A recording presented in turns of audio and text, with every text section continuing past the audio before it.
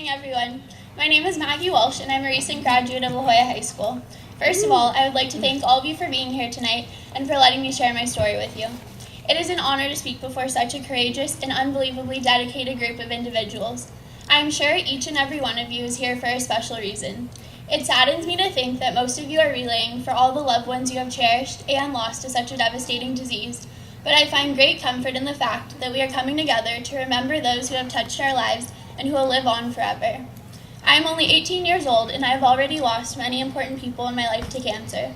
I've experienced friends, teachers, relatives, and immediate family members battle the disease. In fact, I had to endure the pain of losing the most important person in my life. It was the beginning of my freshman year, and I was very excited to be in high school. I was just finishing up my volleyball season and getting ready for water polo tryouts. It was a Sunday afternoon. I had just been in the pool and gone home to go shopping with my mom. My dad had gone downtown to his office earlier in the day to catch up on some work. It was at this point that my mom and I received the call from my dad that said he felt like his head was going to pop. He had been extremely sick and had no idea what hit him, so we rushed to pick him up and finally got him to the hospital later that evening. I knew my dad was sick, but I thought he had a migraine or an intense flu, nothing a little medicine couldn't take care of. As I sat in the emergency room with my geometry book in my lap, I was watching the clock, expecting to get out of the hospital within the hour. Little did I know my perfect world was about to change forever. When the doctor came back with the test results, my mom, my dad, and I were told he had a brain aneurysm, tumor, or some other complication. I immediately burst into tears and realized I was experiencing a child's worst nightmare. The next week seemed like hell. My father was in intensive care, and I could not begin to process the information my family had received. Walking down the white hallway to face the brain surgeon is still a haunting memory. My mom, brother, and I were told my dad had multiple inoperable and reoccurring malignant brain tumors. They were either grade 3 or 4, meaning it couldn't be a worse diagnosis. When we were able to take my dad home at the end of the week, I felt like the luckiest girl in the entire world. I did not want to stop hugging him or leave his side for 1 minute. From this point on, life seemed like a struggle. One day I had been the happiest teenager I could imagine, and the next I felt as if my world fell apart and I had no control. While my friends played sports, went home after school to do homework, and hung out with each other every weekend, I stayed home to care for my sick dad. All I wanted to do was relieve some of my father's pain and bring a smile to his face for one moment of the day. He had to endure radiation and chemotherapy. Every day I feared something would happen to my father while I was at school. For instance, one day I got called out of class and was picked up by my neighbor, who informed me that my dad's heart rate was dropping significantly. Excuse me. It was agonizing to have to watch my dad suffer and take care of him as if I were his parent, when it had always been his responsibility to take care of me. As his tumors progressed, he lost all abilities. I had to slowly watch my dad become more and more disabled. During this time, he underwent 2 gamma knife surgeries. We always tried to look at the positive possibilities and never give up hope, although we kept receiving terrible news. The surgeries could not prolong my father's life forever. Months later, our last hope was to try a stronger chemotherapy called Avastin and CPT-11. It was not FDA approved, and although it was risky, my dad realized he was willing to do whatever it took to carry on. After battling his brain cancer for close to 1 year, my dad died on November 10th, 2006. It was absolutely heartbreaking to experience such a role reversal and care for my 51-year-old father, but the moments I had with my dad defined the most precious times of my life. As painful as it was to watch my wonderful mother lose the love of her life and realize my brother and I would have to take on the world without our father, the hardest part was understanding my dad knew he had to face the end of his life. My dad never had one complaint since the day he was told he had months to live. He lived the life he loved and loved the life he lived. I wish each one of us could face each new day with the same positive attitude. My dad realized that he couldn't feel sorry for himself. He didn't view himself as a victim, but instead thought every day he had to live was a miracle. For this reason, my dad will always be my best friend, hero, role model, and inspiration.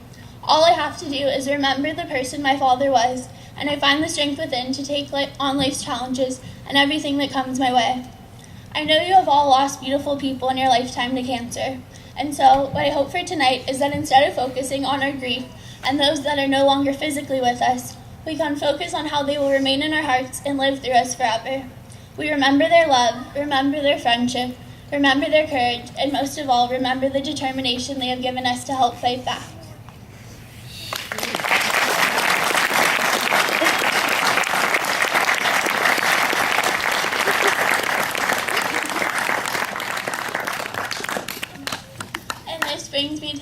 chapter in my life. When my dad was sick, I felt like I was losing a part of him every day. I not only felt hopeless for my dad, but for my whole family.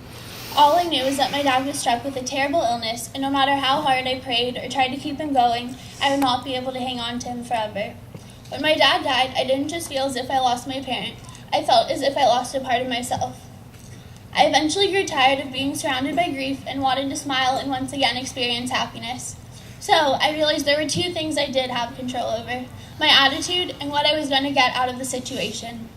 I always keep my dad's passing in perspective. Instead of concentrating on how unlucky I may be to be without him, I regularly think of how fortunate I am to have had my dad in my life for the time that I did. I also realized what an amazing and admirable man my father was, in addition to the great values he passed on to me. These are the kinds of thoughts that make it easy for me to be optimistic and have a positive outlook on life. I completely agree with the idea that if you're too consumed with the one door in your life that closes, you'll never reach the open door. Life is a tremendous gift, and after experiencing my dad's fatal illness, I realize how precious it is. I have gained a deeper appreciation for my family, friends, and each day that I have to spend with those I love. It's not easy to wake up every morning, put on a smile, and walk out the door as if life is picture perfect, because it isn't. However, I know I have an obligation to myself and society to be the happiest person I can be. The happier I am, the more people I will draw into my life, and the more people I draw into my life, the happier I will be. And so, you might ask, what has made me most happy? The answer is one concept that has carried me through the last 3 years. It's not about what happens to you, but what you do about it to make a difference. I have learned to take energy from a negative situation and channel it towards the development of creative and positive ideas. In 2006, I started a website in honor of my father to raise money for the Pediatric Brain Tumor Foundation, an organization that is dedicated to supporting the search for the cause and cure of childhood brain tumors. In 2 years, I was able to raise over $12,000. I was very pleased with the support I received and funds I raised, but I realized there was only so much I could do alone. Therefore, I started my club at school called Fight for the Cure. My club facilitates small fundraisers, volunteers for monthly cancer walks, and spreads cancer awareness at school and in the community. Many of my club members are here with me today, and I feel privileged to say that my club will continue next year. After holding small fundraisers, initiating the Pink Ribbon program at my school to raise almost $1,500 for the City of Hope, and joining the Relay for Life committee, there was one last dream I had to fulfill before I graduated. I wanted to plan a walkathon to raise money for the American Cancer Society. I wanted to start a new event to fight back that could continue for many years to come. It was an enormous task to take on, but worth every second of my time. With the help of my wonderful ASB advisors, friends, and family, I was able to plan the first ever Teens for a Cure walkathon at La Jolla High School on May 17th. We invited all the high schools in the district and received local and corporate sponsors for the event. It was unbelievably rewarding to bring almost 250 students together and feel a sense of hope for our future. It took only one Sunday morning for my peers to come together, and we were able to raise over $10,000 for ACS. I am overjoyed with the outcome of the walk and only hope that it will continue next year when I go off to school. The same feeling and energy I felt at the walkathon, I feel here tonight.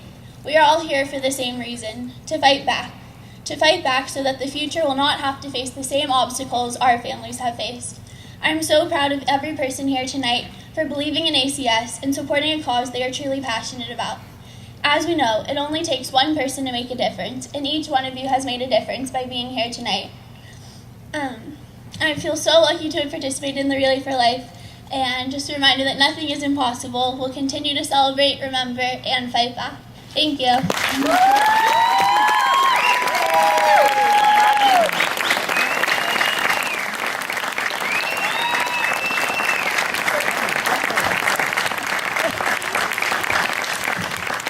Maggie is truly the embodiment of fight back. She's taken a very difficult situation and she's made it a cause.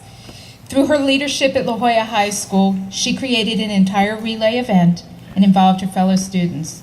There is no way better to honor your father and to fight back against cancer. Thank you, Maggie.